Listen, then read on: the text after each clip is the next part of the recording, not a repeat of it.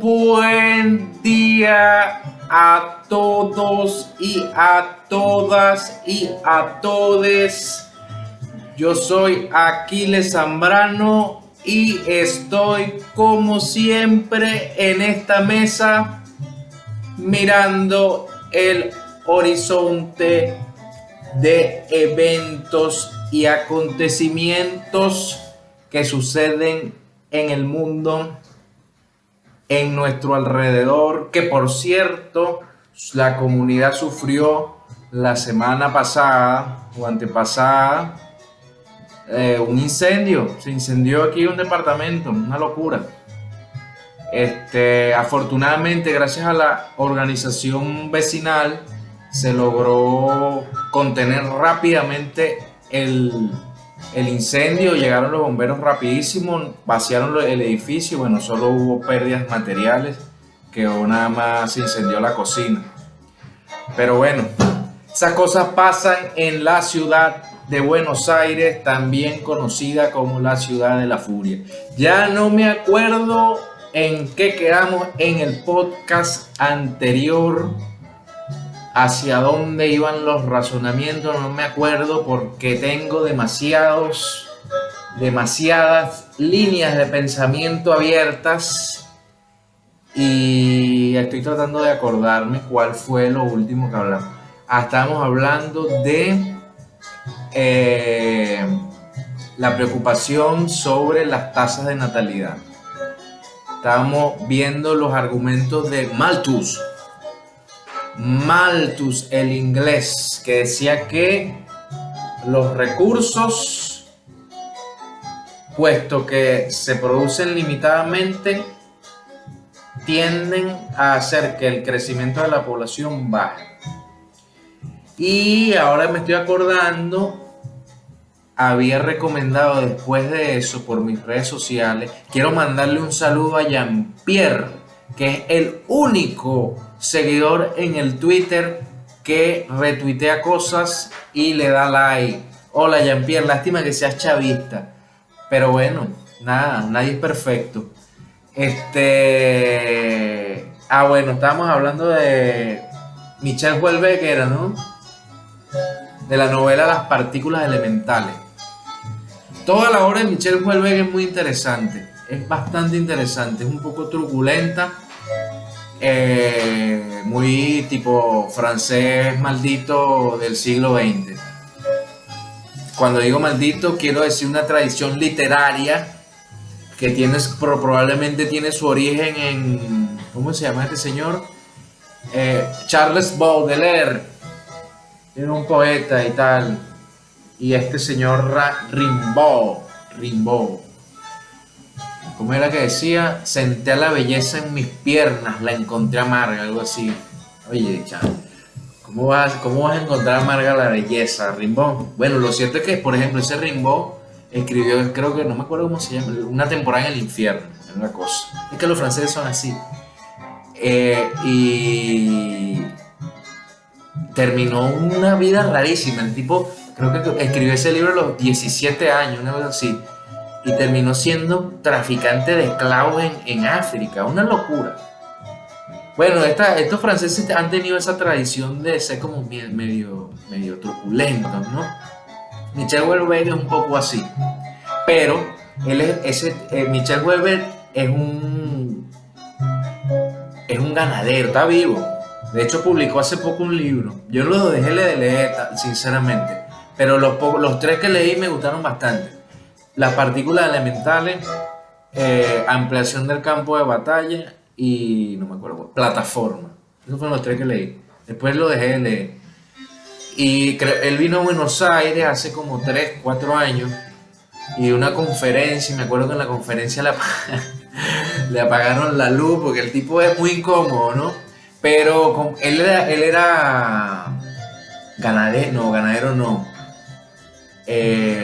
veterinario, algo así.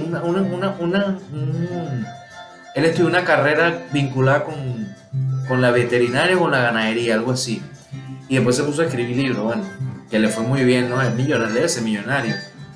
y tuvo un escándalo después cuando el atentado terrorista a Charlie Hebdo o algo así, creo que fue una especie, porque él se metió mucho con los musulmanes, no me acuerdo.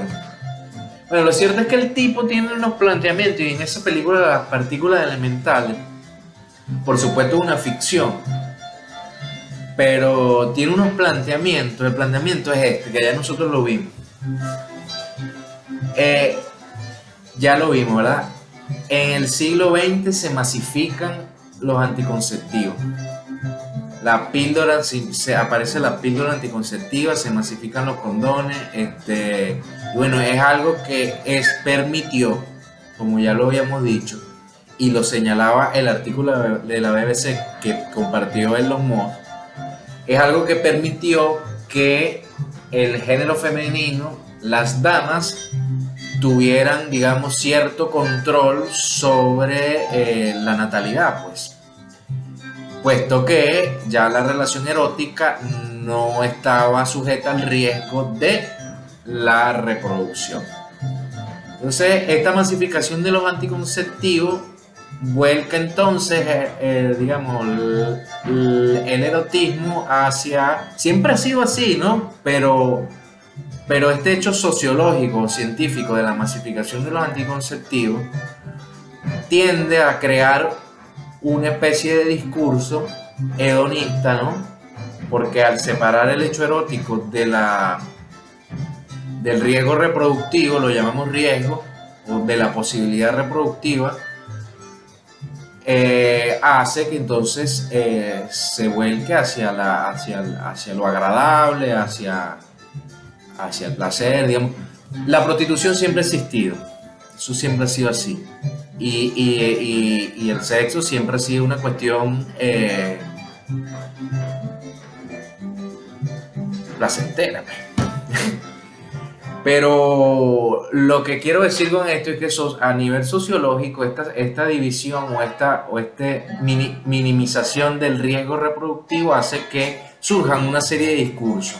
Por ejemplo, el discurso, Houellebecq señala, por ejemplo, que el discurso hippie, de la liberación hippie, hagan el amor, no la guerra, un poco pudo ser posible por este hecho científico de la masificación de los anticonceptivos, porque en una sociedad donde no hay anticonceptivos, hagan el amor, no la guerra, bueno, iba a tener una ristra de muchachos con los que hacerte cargo si era una persona responsable. Entonces, esta división donde el sexo y la relación erótica queda del lado del hedonismo y de lo placentero, y le resta la carga de reproductiva y de la familia, bueno, hizo posible, como dijimos, este tipo de discurso y este tipo de cuestión de discurso, sobre todo progre, del que ya hablamos, y que, bueno, a veces nos plantean cosas, nos plantea un objetivo de vida que a mí no me gusta o no me parece el más racional, no me parece. Este hedonismo, porque es un hedonismo lo que plantea, un hedonismo narcisista y egoísta.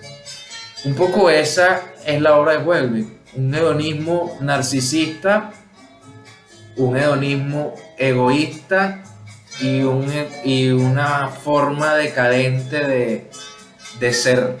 Por eso él describe una sociedad francesa decadente, pues una sociedad que no se está reproduciendo. ¿Por qué creen ustedes que Francia es un país avejentado? Bueno, porque no se reproduce, no renuevan la mano de obra.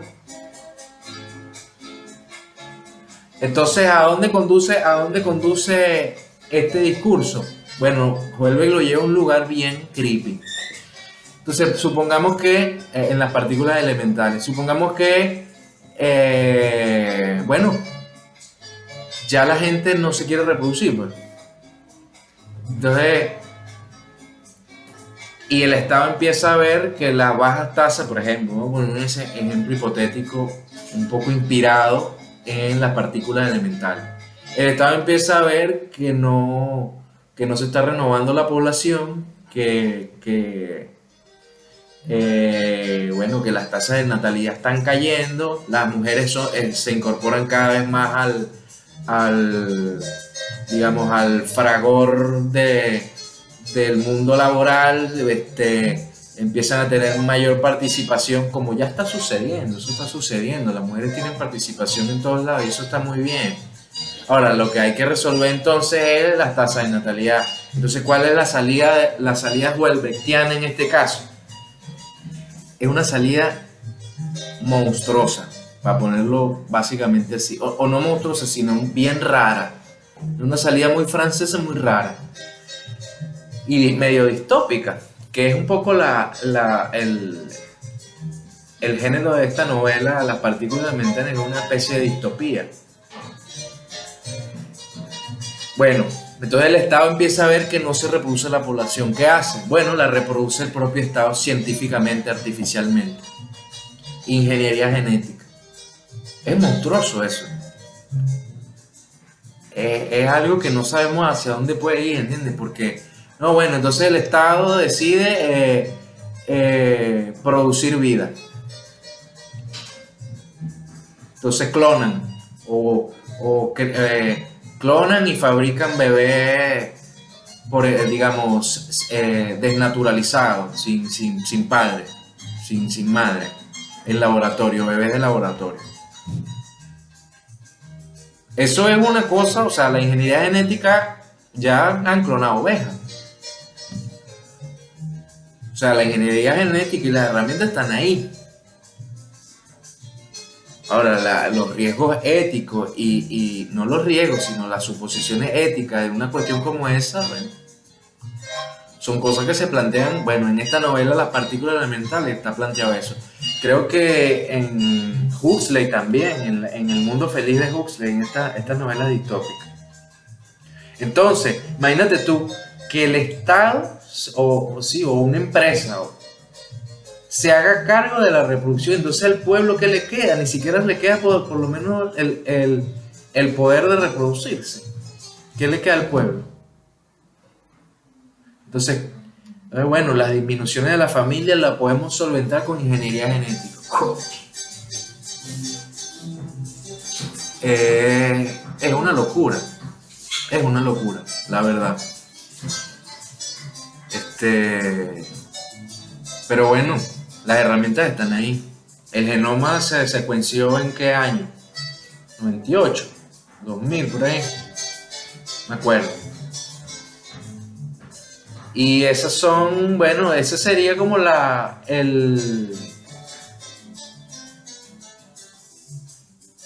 consecuencia casi lógica de este hedonismo narcisista que nos planteó la posmodernidad. Pues ya nadie se quiere reproducir, todo el mundo quiere vivir su vida volcada hacia sí mismo, sin mayores aspiraciones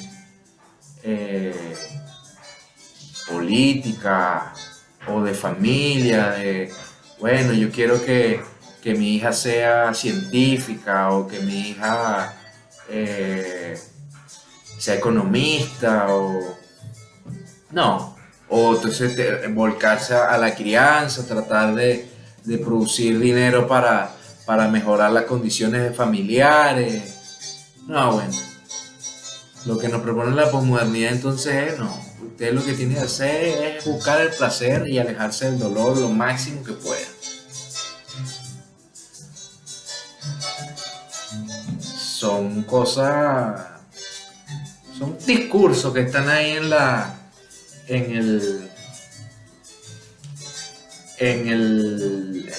palestra pública, en las academias. Y ahora no estamos siendo tan académicos, sino lo estamos haciendo más conversacioncilla tipo podcast. Pero lean la novela de Huelve, Las partículas elementales, o lean la última, no sé de qué irá la última. Pero yo les recomiendo, a mí la que más me gustó fue Ampliación del campo de batalla. Pues ahí hay unas ideas sociológicas que son interesantes. En las partículas elementales también. Ahora, el modelo de vida que nos plantea Welber es un desastre. Yo no lo veo plausible. El hedonismo nihilista, no cree en nada, no, ni siquiera en la especie vas a creer. Welber, Welber, te estoy hablando a ti, ojalá alguien te lo traduzca. Si estás metido en una cabaña en el sur de Francia, escúchame, escucha mi voz que te habla. Yo soy Aquiles Zambrano, he leído 3 novelas tuyas y si el señor, bueno, por cierto, Welby es muy amigo de Macron. Y bueno, en estos días el señor Macron dijo que él quería hacer que el aborto fuera un derecho femenino inalienable. Yo estoy de acuerdo con el aborto. Quiero aclarar eso. A mí me parece que la mujer tiene que decidir sobre eso. Ahora bien, si empiezan a haber problemas de natalidad en su población, que es lo que le pasa a Francia, pues bueno, ya ahí ustedes verán. Habrá otra forma, hay otras formas de incentivar la reproducción. No necesariamente hay que penalizar el aborto. Hay otros mecanismos. Bueno, lo que vimos la semana pasada que fue subir los salarios, hacer que la población tenga recursos para poder volcarlos a la crianza. Esa es la solución. No la ingeniería genética, compañeros y compañeras. Y compañeros, recuerden, yo siempre los tengo en cuenta, muchachos. Esas son las cosas que requiere el pueblo, ¿no? Y la ingeniería genética es una locura. Es una locura. Incluso a veces cuando implementamos toda la ciencia, digamos, de la ganadería y nos pensamos a nosotros mismos como un rebaño, resulta chocante, porque los seres humanos no somos animales, y no somos animales en parte, ¿sí? Obviamente, tenemos una parte animal. Por cierto, hay un libro bien bueno creo que es de, ¿cómo se llama este señor? Agamben. Bien bueno eso, sobre esta cuestión de la dualidad humana entre lo animal y lo racional. ¿Somos animales? Sí. ¿Somos un rebaño y nos podemos pensar como un rebaño? Sí. Pero también tenemos derechos humanos, ¿entienden? No solo somos animales, también concebimos otras cosas. Tenemos un espíritu. ¿Qué es el espíritu? Bueno, la parte que no es corporal del ser humano. ¿Cuál es la parte que no es corporal del ser humano? Bueno, la que crea el lenguaje. El espíritu es el lenguaje. El sapiens en algún momento desarrolla una forma de comunicarse con otros sapiens. Esto lo dice Yuval Harari, creo. Desarrolla esta herramienta que es fundamental, tanto como lo fue la agricultura o el dominio del fuego o el dominio de la herramienta. El sapiens desarrolla la habilidad de comunicarse con otros sapiens y a partir de ahí crea ficciones. El espíritu es una ficción que crea el lenguaje del sapiens, como el dinero, como Dios y como el Estado, como etcétera. Y estas ficciones son capaces de hacer que nosotros colaboremos entre nosotros. La colaboración y la competencia son las dos formas en las que el sapien avanza. Por la competencia, porque eso lo mueve y por la cooperación, porque hace que con sus pares se pueda hacer, por ejemplo, una división del trabajo y yo te cambio los binoculares o lo que yo sé, yo te lo cambio por lo que tú sabes hacer. Yo soy teórico, tú eres matemático, entonces yo te cambio y yo te digo, bueno, ayúdame a calcular esto, ayúdame. Entonces, así, cooperando y compitiendo, avanza la especie. ¿Qué es el espíritu? Sí, es una ficción, igual que el dinero, igual que el Estado, igual que Dios. Son ficciones que se generan en el lenguaje y que, bueno, nos sirven para cooperar. Esa es su utilidad. Si nosotros no pensáramos que nosotros tenemos un espíritu, un alma, no pudiéramos pensar que tenemos derechos humanos. Los animales no pueden pensar que ellos tienen alma porque no hablan, no tienen un lenguaje desarrollado. Entonces nosotros sí. Entonces nosotros no nos podemos pensar solamente como un rebaño. Ah, no, bueno, entonces la gente no se está reproduciendo. Bueno, vamos a fecundar nosotros aquí in vitro y tal. Y entonces hacemos bebés de laboratorio. No se puede. ¿Por qué no se puede? Porque tenemos una ficción importantísima que nos permite y nos hace creer que tenemos un espíritu y que ese espíritu tiene que ser respetado porque ese espíritu tiene derechos. Derechos humanos, derecho a la vida, derecho a la salud, derecho al progreso. Entonces, no somos un rebaño, nos podemos pensar y podemos utilizar las herramientas de la biología y de la ganadería para pensarnos y para hacer ingeniería social y para pensar la sociología, pero también somos seres con derechos, con espíritu, con imaginación. Entonces, no sé qué te parece a ti esta reflexión, campeón o campeona. Como les dije, lean esa novelita de Houellebecq, las novelitas de Houellebecq, las amargas novelitas de Houellebecq, y se darán cuenta que el modelo de vida que les propone es un nihilismo narcisista que solo busca el placer y alejarse del dolor lo máximo posible. Ese no es el objetivo de nuestra vida. Ese no es el objetivo de la especie. El objetivo de la especie es multiplicarse y conquistar territorios, avanzar, progresar, crecer. Ese es el objetivo. Entonces no caigamos en la trampa de ecologistas de creer que reduciéndonos o volviendo a formas productivas de la edad de piedra vamos a hacer que el mundo esté mejor. Nosotros los seres humanos, porque hay veces que los ecologistas, por ejemplo, te dicen, no, es que los seres humanos han estado alterando el equilibrio del planeta, el equilibrio natural. Entonces hay que restar seres humanos para que el equilibrio del planeta vuelva a la normalidad. No somos nosotros, porque es que lo entienden mal. Nuestro antropocentrismo, que ya está, por cierto, estás escribiendo bastante. El viernes entré en un, ¿cómo se llama esto? Un speed creativo, estuve escribiendo como 30 páginas. Estoy escribiendo una tesis. Bueno, ¿qué es lo que está diciendo? Que, bueno, este argumento ecologista por ejemplo, el documental Una verdad incómoda, que fue un documental que hizo Al Gore para la campaña, que es un gran promotor de la agenda del cambio climático. Ya hablamos de la agenda del cambio climático y vamos a hablar a profundidad más adelante. Ahorita solo les voy a dar otro argumento. El argumento de que no es que el ser humano altera el equilibrio de la naturaleza. El ser humano es parte de la naturaleza. El cerebro humano es parte de la naturaleza.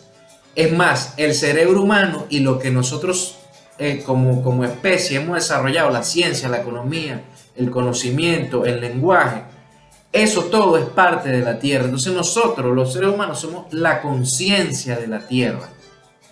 La forma en la que la Tierra se piensa a sí misma.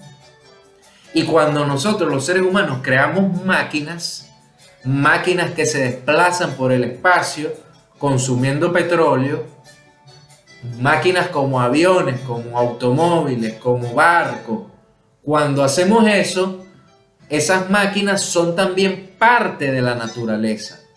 Todo es naturaleza. Todo lo que hacemos sobre la Tierra es naturaleza. Ahora, ¿qué es lo que pasa? no es que alteramos el equilibrio de la Tierra, es que ahora entendemos el equilibrio de la Tierra. ¿Y qué es lo que pasa con el cambio climático? Que cuando entendemos el equilibrio de la Tierra, nos damos cuenta que la industrialización y esa actividad que la misma naturaleza nos lleva a hacer, crear máquinas y quemar petróleo, no altera, es que estamos ensamblados con la naturaleza. De modo que cada vez que nosotros producimos algo, hay una respuesta de la naturaleza. Entonces, vuelvo y repito, no es que alteramos la naturaleza o el equilibrio de la naturaleza, es que lo entendemos mejor. ¿Qué vamos a hacer con esa intelección? Bueno, esa es la pregunta del antropoceno. Y es la pregunta a la que el antropocentrismo que yo he venido planteando tiene que dar respuesta. Y en eso estamos trabajando. Yo espero que les sirvan estas reflexiones y, como siempre, vayan para adelante. Es para adelante y para el progreso hacia donde tenemos que ir.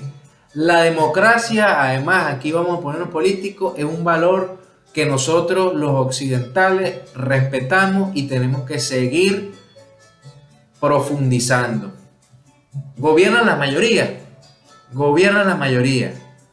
Así que vamos para adelante, pues, como siempre, revisando el horizonte de eventos, tancas, cuídense. Y si te gustó, el único seguidor que tengo en Twitter, si te gustó, dale like y comparte el video. Cuídate, chao.